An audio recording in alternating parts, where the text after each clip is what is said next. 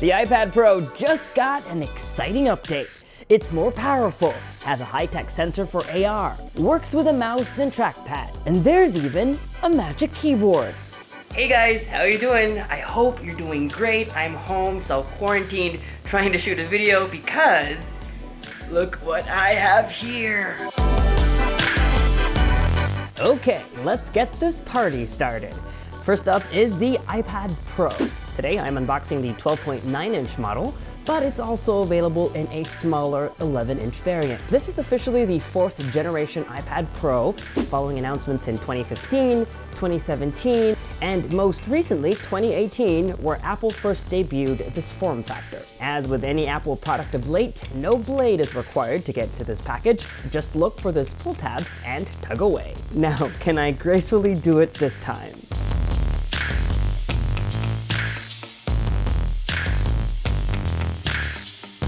Apparently not, but there it is, the 2020 iPad Pro. Lift here. That's one big tablet. Before I put it away, take a look at that camera bump.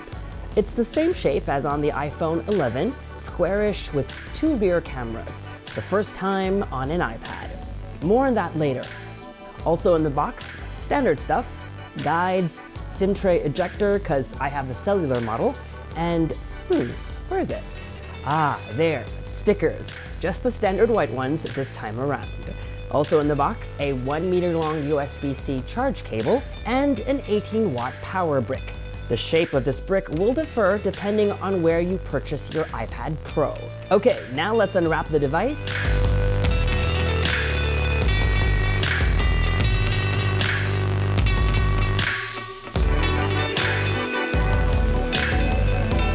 And dive straight into setup. Hello. Okay, swipe up from the bottom of the screen to begin. If you have an older iPad, you can use the Quick Start option to migrate your data. Just bring your old iPad near the new iPad, and boom, you'll get this prompt to begin the transfer. Just hit continue, and then hold the old iPad over the new one to scan the pattern. All right, now let's set up Face ID. This is the only biometric option for the iPad Pro. There is no fingerprint scanner, but I choose Face ID any day. Now I just have to sign in with my Apple ID, and that's it. Okay, while it's restoring my apps and data from iCloud, let's move on to the Smart Folio keyboard.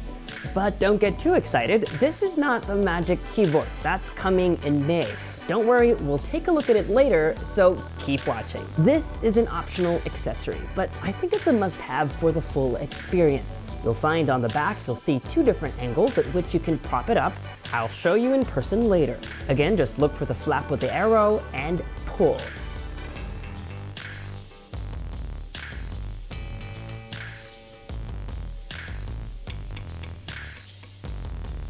Let's get the wrapper out of the way.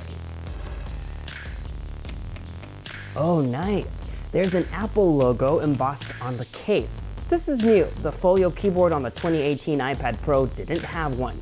If you open it up, you'll find there's a keyboard on one side, and on the other, a felt-like finish with these 3 dots on them. You'll find they match the 3 dots on the back of the iPad Pro.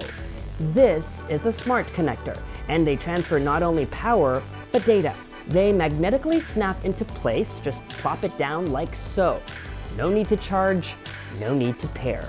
Okay, now that that's taken care of, let's take a look at those positions we saw on the box. This is the closed position. You get protection for both the front and back of your iPad Pro. Then you lift here like you would a laptop. This is the first position, and if you want a less steep of an incline, you can adjust it like so. Okay, there's one thing clearly missing. Let's unbox it, shall we? This is the Apple Pencil 2, which works exclusively with the 3rd and 4th generation iPad Pros.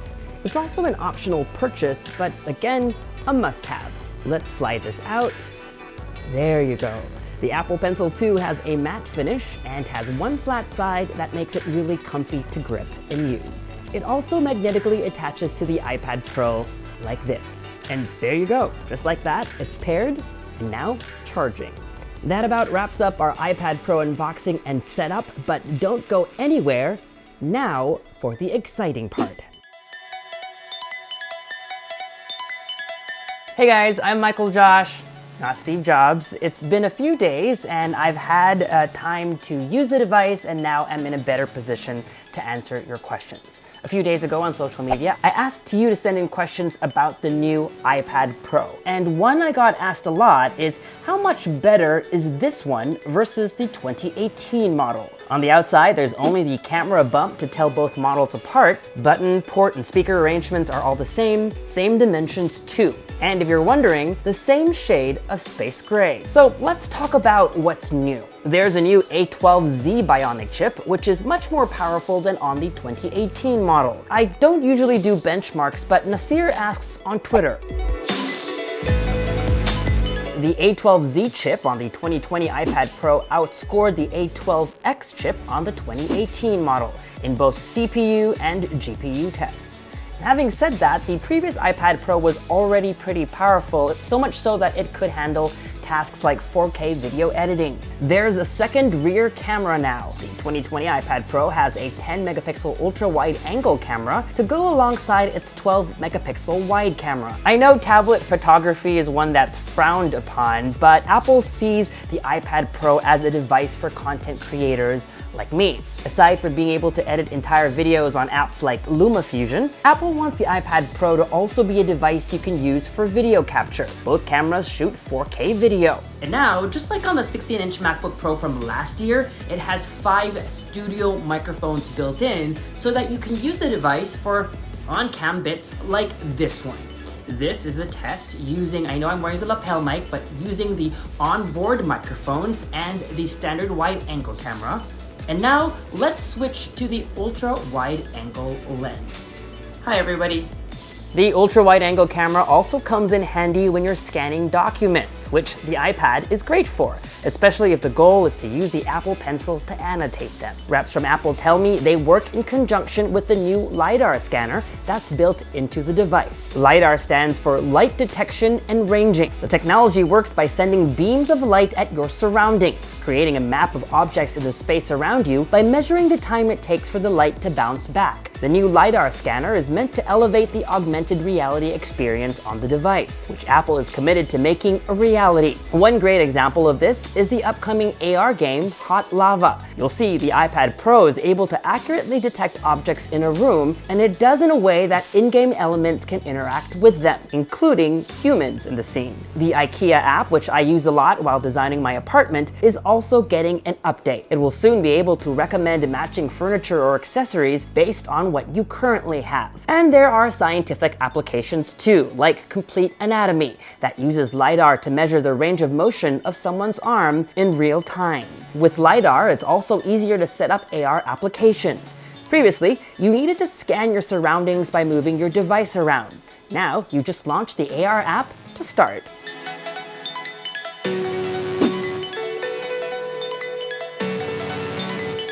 A lot of you also asked about the new Magic Keyboard, and it's one of the things that I'm most excited about as well. Unfortunately, it doesn't ship till May and I don't have one yet, but thanks to the magic of augmented reality, we can get a sneak peek.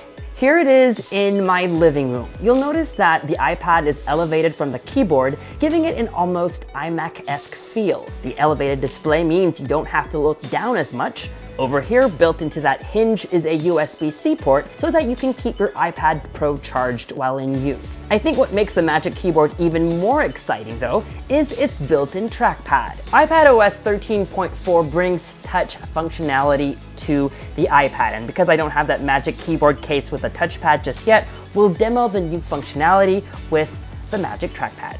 Swipe gestures work just like on the Mac. You swipe up with 4 fingers to see all your open apps, scroll down with 2 fingers to scroll through web pages. It works just like on a computer, just reimagined for a touchscreen device. Instead of a pointer, you see a circle instead. Whenever you hover over menu items, they will light up like this to indicate they're being selected. It transforms into a vertical bar when you're highlighting text. You can easily copy text like you would with a right click or a 2-finger tap and press. And if you're editing a long document, you can also move entire blocks of text like so. It's the same thing if you're using a mouse, and yes, it also supports third-party mice. While we're on the topic, mouse and trackpad support isn't exclusive to just the 2020 iPad Pro. Any iPad that supports the iPad OS 13.4 update gets those features, and the new Magic Keyboard that's coming up will also support the 2018 iPad Pro.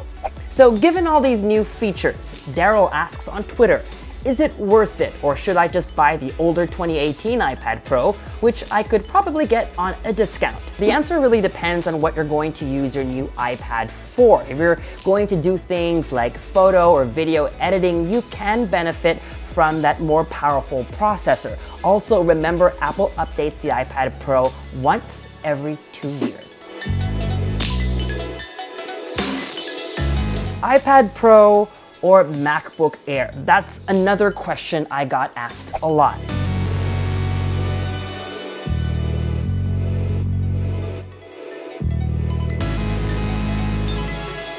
While with this latest update, the iPad encroaches more on Mac territory, these are still two different classes of devices. So to be able to answer that question, let's take a look at the things that you can do on an iPad that you can't do on a Mac. First of all, before we forget, it's a tablet, so it's a great device for reading books or magazines or comics, not to mention watching videos on a plane. It has a touchscreen display. Apps built for the iPad are optimized for touch, and in some cases, that makes more sense. It also has pen support, making it a great device for taking notes the old way or sketching and drawing. It's also smaller, and I really love the portability of the iPad Pro. I love how I can squeeze my 11-inch iPad Pro into my man bag. That's not something I can do with my MacBook Air. As a creator, having the two cameras on its back are a plus, and if you've got the cellular model, that also means you can have internet connectivity everywhere you go, of course with an added cost. Also, we're being literal, the iPad Pro isn't a laptop replacement. Balancing the folio case on my lap is not as easy as the MacBook Air, for example. The iPad Pro isn't also necessarily cheaper than a Mac, so all that extra functionality we talked about, you pay for. The cheapest MacBook Air starts at $999. The cheapest iPad Pro with the keyboard folio and the pencil will cost you $1,107. So to answer the questions of Little Dot, Linux, and Jim, ask yourselves which apps you use on a daily basis. If you edit on Final Cut Pro or Adobe Premiere, for example, then you're stuck with the Mac. The Mac is also much better at file management, being able to import any kind of file, for example. If these are things that you don't really need and you're lured by the pen support and portability, then go for the iPad Pro. But I want to correct the impression that you can't get desktop browsing experiences on the iPad. Since iPad OS 13, a desktop version of Safari is included, so things like Google Docs or WordPress works just fine. So, is the 2020 iPad Pro your gadget match? If you follow me closely on social media, you'll know that since the 2018 iPad Pro, this has been one of my favorite Apple devices.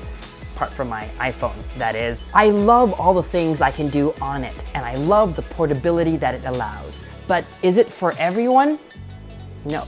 As its Pro branding suggests, this is a device for those who have more specialized needs. Those who need more power for things like photo and video editing, for professional illustrators or artists. It's perfect for creators on the go. If you just need an iPad for surfing the web, or taking notes, watching videos, or playing games, Apple makes many capable iPads that you can get for less. Plenty of you also asked, is it a great device for students? My answer is yes, but because of its price tag, I think you're better off getting the iPad or iPad Air. They will do the job as well. If you want, I've actually been thinking of doing a which iPad is right for you video. Let me know in the comments section below if that's something you're interested in seeing. Is it a PC replacement? It's not. And Apple is pretty clear that that's not the point here. It's about having different kinds of devices to match what it is you're trying to do. And if I were to paraphrase, they want to ensure that each user finds his or her own gadget match. And now more than ever, as you're able to do things previously not possible on an Apple tablet, and that line is slowly starting to blur, one thing I'll say is, As tablets continue to struggle to find a reason for being, there are still plenty of reasons to buy an iPad. And that was our 2020 iPad Pro unboxing and hands-on. Instead of a review video, I've decided to put away all my Macs and move into the iPad Pro, using it exclusively as my computer for the next 30 days. Will I survive? And will the iPad Pro be able to handle all the tasks that I'm used to doing on my portable Mac? We'll find out together in that video, and to make sure that you don't miss it, subscribe to our YouTube channel, hit that bell icon so that you get notified as soon as we post that video. Follow us on social media for all the behind-the-scenes fun stuff, and as always, make GadgetMatch.com your daily habit. Until the next video, I'm Michael Josh. Thanks for dropping by.